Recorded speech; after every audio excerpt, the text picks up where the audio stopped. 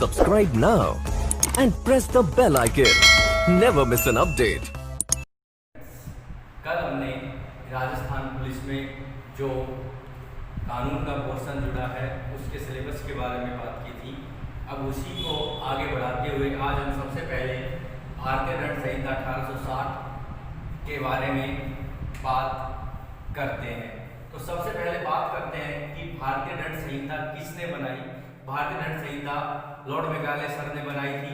भारतीय दंड संहिता 1 जनवरी 1862 से लागू होती है और 31 अक्टूबर 2019 के बाद भारतीय दंड संहिता संपूर्ण भारत पर लागू हो गई है। उसके बाद इसमें कुल 511 सेक्शन है। सबसे पहले हम बात करते हैं धारा 166 है। 166 ये कहता है कि लोक सेवक जो विधि के अधीन निर्देश की अवज्ञा करता है, अर्थात कोई भी लोक सेवक है जिसको कोई भी 326 ए बी 354 376 और 509 के मामले में कोई भी संज्ञेय अपराध के बारे में सूचना को लेखबद्ध करने का अधिकार है और वह उस सूचना को लेखबद्ध नहीं करता है तो उसके लिए भी सजा का प्रावधान किया गया है। तो सबसे पहले हम बात कर लेते हैं कि 26 क्या है कि किसी पर अमल का स्वेच्छा कारित करना, अमल फेंक करके स्वेच्छा कारित करना। 26 भी कहता है स्वेच्छा अमल फेंकना, प्रेतन करना। 354 ए स्त्री की लज्जा भंग करना। 354 ए लैंगिक उत्पीड़न। 354 बी विवस्त्र करना। 354 सी घूर के देखना। 354 डी पीछा करना। 376 बलात्संग के लिए जिसको रेप कहते हैं। 376 पीड़ित की मृत्यु लगातार विकृति उसको अनसाउंड माइंड करने के लिए दंड का। आगे ही इसमें जो और सेक्शन बता रहा हूं मैं अभी आगे उसमें ही बताया गया है कि लोक सेवक यदि इन सेक्शन में क्या करता है, कोई भी सूचना को लेखबद्ध नहीं करता है तो कितनी सजा उस लोक सेवक को मिलेगी। 376 ये भी कहता है कि 12 वर्ष से कम आयु की स्त्री के साथ कोई बलात्संग करता है तो उसके लिए सजा। 376 भी पति द्वारा अपनी पत्नी के साथ पृथककरण के दौरान अर्थात दोनों का डिवोर्स हो गया है और उसके बाद भी यदि कोई मैथुन करते हैं, सहवास करते हैं तो सजा का। 376 सी कहता है कि प्राधिकार में किसी व्यक्ति के द्वारा यदि किसी व्यक्ति के प्राधिकार में कोई महिला या फिर मैथुन सहवास करता है तो सजा। 376 डी कहता है सामूहिक बलात्संग गैंग रेप जो किया जाता है उसके बारे में सजा। 376 डी ए और डी भी नया जोड़ा गया। 376 डी ए कहता है 16 वर्ष से कम आयु की स्त्री से सामूहिक बलात्संग के लिए दंड और 376 बी कहता है 12 वर्ष से कम आयु की स्त्री से सामूहिक बलात्संग। इन सेक्शन के बारे में भी आगे विस्तृत भी चर्चा करेंगे। ये कहता है कि यदि कोई भी लोक सेवक यदि कोई पीड़ित आता है और उसकी सूचना को लेखबद्ध करने से मना कर देता है तो भैया उसके बारे में बताया गया है कि उसको जो सजा मिलेगी वह मिलेगी 6 मास से 2 वर्ष तक और जुर्माना जो मिलेगा वह मिलेगा असीमित। तो सजा किसको मिलेगी, यहाँ पे सजा जो मिलेगी जो अक्यूज होगा वो लोक सेवक होगा। 166 भी कहता है पीड़ित का उपचार न करने के लिए दंड। यदि इसकी बात करते हैं कोई भी पीड़ित है जो 376 से संबंधित है और वह जाकर के किसी भी लोक या प्राइवेट अस्पताल के या स्थानीय प्रबंधक जो है उससे जाकर अपने इलाज के लिए कहते हैं भाई मेरा इलाज कर दो ऐसे ऐसे और वो इलाज नहीं करता है, वो मना कर देता है भार साधक वहां का, तो उसको भी 1 साल तक की सजा और असीमित जुर्माने का प्रावधान है। जैसे मान लीजिए ए किसी भी गवर्नमेंट हॉस्पिटल में गई और जाकर जब उसने कहा कि मेरे साथ ये घटना घटी है, मेरा उपचार कर दीजिए, और वो कहता है कि मैं उपचार नहीं कर रहा था, उसने मना कर दिया, तो उस व्यक्ति को 1 साल तक की सजा और असीमित जुर्माने का प्रावधान है। धारा 304 भी वेरी इंपॉर्टेंट, यहां से 100% क्वेश्चन बनता है, याद रखना। ये क्या कहता है, दहेज मृत्यु होती है। एक सिंपल बात करते हैं, ए की जो कि एक महिला है, बी से जो कि एक पुरुष है, पति और पत्नी, अर्थात ए की बी से शादी हुई और शादी के कुछ समय बाद ही पति के द्वारा या पति के किसी भी नातेदार के ये कहा जाने लगा कि आपके परिवार वालों ने कार नहीं दी, मोटरसाइकिल नहीं दी, या कोई फ्रिज नहीं दिया, टीवी नहीं दिया, और बार बार उसको प्रताड़ना दी जाने लगी कि आप दहेज लेके कम आए हो या लेके नहीं आए।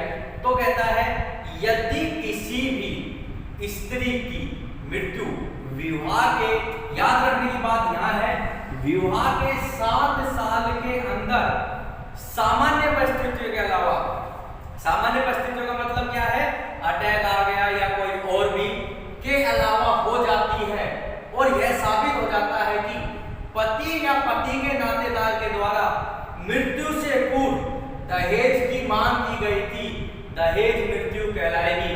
अर्थात कोई भी पति या पति का नातेदार किसी भी तरह से नाजायज यदि उस महिला से, उस पत्नी से दहेज की मांग करता है, लेकिन मैरिज शादी के 7 साल के अंदर, तो यह माना जाएगा यदि उस महिला ने उससे वो होकर के अपनी मृत्यु कारित कर ली है तो दहेज मृत्यु हो जाएगी। इसमें सजा जो है 7 वर्ष से और आजीवन कारावास तक है। क्वेश्चन पूछा जा सकता है कि दंड किसको मिलेगा, या तो पति को, कि पति ने सिर्फ मांगा है दहेज चाहिए, मेरे को कार चाहिए या मकान चाहिए कुछ भी, या पति के नातेदार को। देखिए यहाँ पे क्वेश्चन ये बनता है कि नातेदार में कौन कौन सम्मिलित है, तो नातेदार में पति के माता पिता, बहन, भाई, अन्य। इसीलिए क्या करते हैं, जब कोई भी, मैं बात कर रहा हूं प्रैक्टिकल, दहेज के FIR लिखवाते हैं तो पति के माता पिता, बहन, भाई सबको लिखवा देते हैं, किसने भी मांग की, क्योंकि इसमें नातेदार शब्द को परिभाषित कर दिया गया है। इसलिए इसमें आपको याद रखना है, एक ट्रिक बता रहा हूं कि 7 साल के अंदर और कम से कम 7 साल की सजा, आजीवन तक तो है, यदि वो पूछता है कम से कम कितने साल की सजा, 7 साल की, कितने साल के अंदर, 7 साल के अंदर। धारा 312 कहता है गर्भपात कारित करना।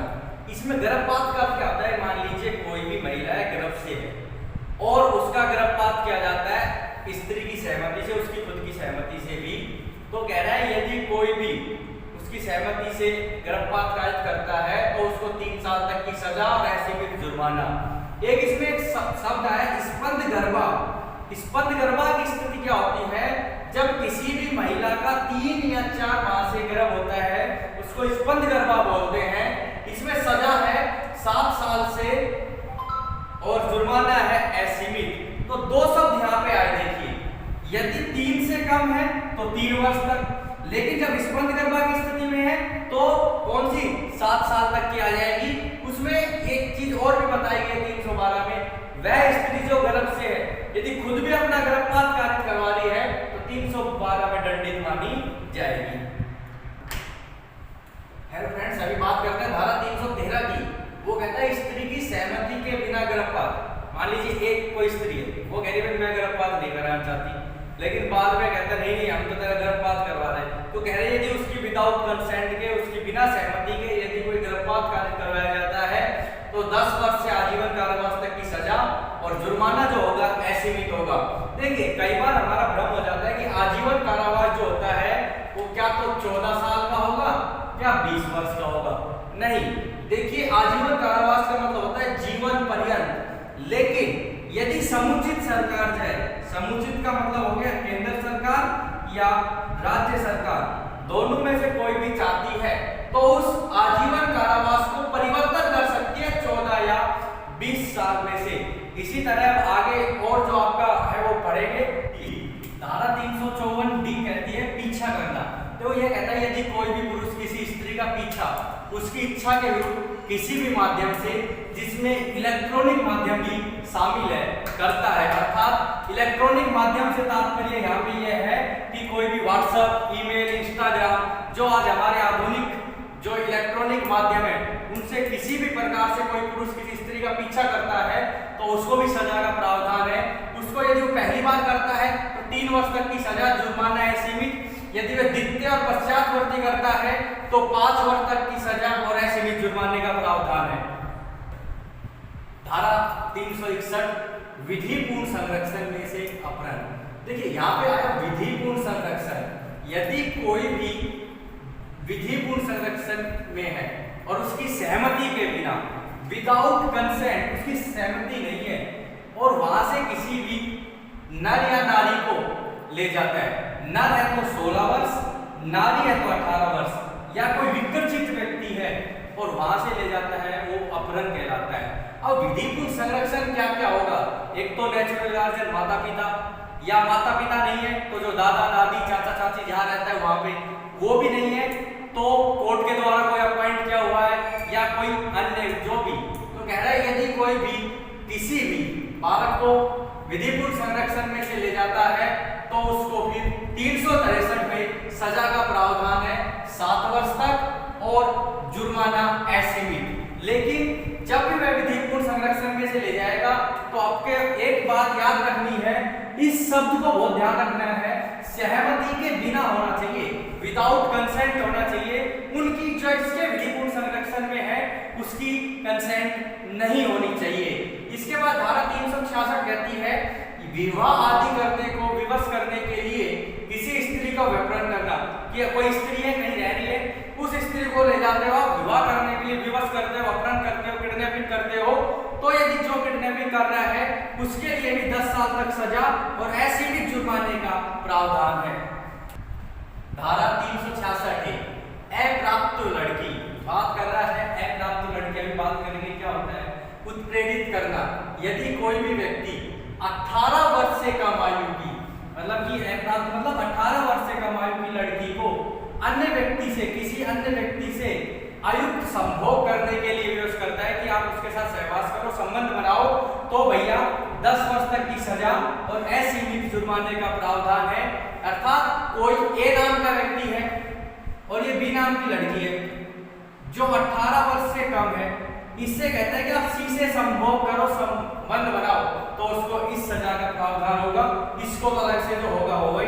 धारा 366 भी कहता है विदेश से, मतलब कि भारत के बाहर से लड़की का आयात करना, यदि कोई भी किसी 21 वर्ष से कम आयु की लड़की को भारत से बाहर के देश से आयात करता है, देखिए 21 वर्ष से कम आयु की लड़की को भारत के बाहर से लाता है तो सजा 10 वर्ष तक, जुर्माना असीमित। अब यहाँ पे समझने की बात यह है कि यहाँ पे जब 366 में बात करें तो एज है 18 साल, और जब 366 में बात करें तो है 21 साल। क्वेश्चन आपसे पूछे कि अप्राप्त लड़की को एज कितनी, 18 साल, यदि विदेश से लड़की लाए तो 21 साल, ध्यान रखना एज का, या ऐसे भी इसको एरो बना के आप लोग याद रख सकते हैं। 366 है 18 वर्ष, 366 बी 21 वर्ष।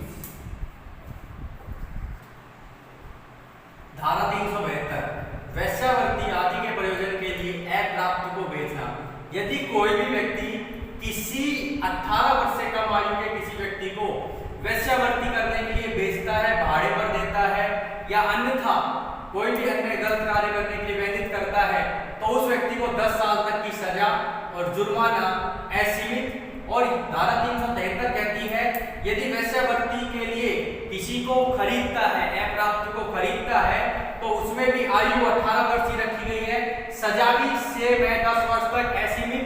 अब अंतर क्या है, बात करते हैं 372 की और बात करते हैं 373 की।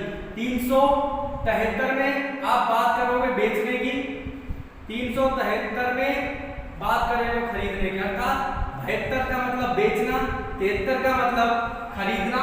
एक बात ध्यान और रखना, वैश्यावृत्ति के लिए एक अलग से आपके सिलेबस में एक्ट और है, वैश्यावृत्ति अधिनियम 1956, उसमें यह बताया गया है कि कोई व्यक्ति वैश्यावृत्ति अपने घर में करवाता है, बाहर करवाता है, या वैश्यावृत्ति के कार्य में ही जीवित रहता है, कि महिला से वैश्यावृत्ति कराता है, उससे कमा के लाता है, 50% उसको देता है, 50 उससे, और उससे क्या होता है वो उस पे तो सजा का प्रावधान है। लेकिन यहाँ इतना बताया गया है कि यदि कोई भी 18 वर्ष से कम की व्यक्ति है और उससे वैश्यावृत्ति खरीदता है या बेचता